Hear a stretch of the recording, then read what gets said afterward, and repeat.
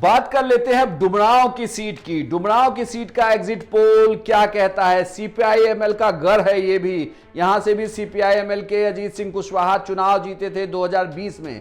इस बार क्या होगा, कौन कौन है उम्मीदवार, वो पहले आपको हम बता दें। डुमरांव की सीट पर अजीत सिंह कुशवाहा सीपीआई-एमएल के उम्मीदवार हैं। राहुल सिंह जो जेडीयू के उम्मीदवार हैं, बीजेपी और जेडीयू के शीर्ष नेताओं के साथ इनके करीबी रिश्ते रहे हैं। बड़े नेताओं में से एक राहुल सिंह को इस बार टिकट दिया गया और शिवांग विजय सिंह को जनसुराज ने टिकट दिया है। अजीत सिंह कुशवाहा सीपीआई-एमएल के पिछले 2020 के विधायक रहे हैं और अजीत सिंह कुशवाहा माले के उन नेताओं में से शुमार हैं जिनकी जमीनी पकड़ बहुत मजबूत है। ऐसे माले में ऐसे भी ये कहा जाता है कि माले सीपीआई-एमएल वो पार्टी रही है जिसकी अपनी कार्यकर्ताओं के साथ साथ जो उनकी वोटर है, जनता है, उनके साथ करीबी पकड़ मानी जाती है। उन पकड़ में से सबसे कहें तो मजबूत नेताओं में से एक अजीत सिंह कुशवाहा जो लेफ्ट से इस बार भी चुनावी मैदान में थे। अब बिहार तक का एग्जिट पोल क्या कहता है? 2020 में इस सीट पर अजीत सिंह कुशवाहा चुनाव जीतते हैं। 2025 में बढ़ा हुआ वोटिंग प्रतिशत ये कहा जा रहा है कि तमाम सीटों पर यह नीतीश कुमार का वोट है।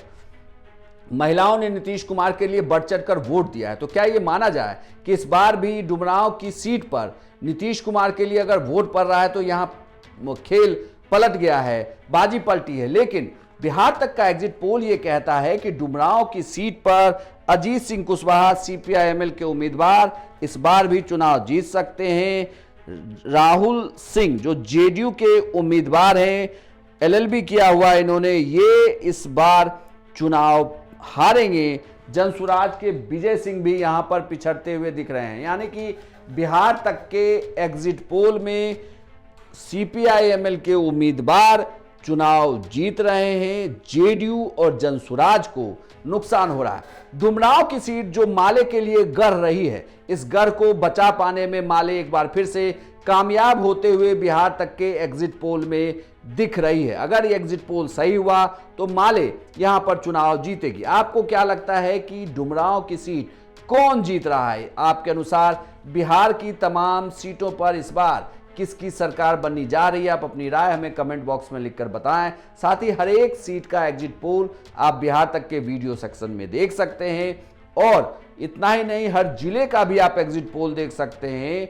और 14 तारीख को सबसे तेज और सबसे पहले नतीजे सिर्फ बिहार तक पर।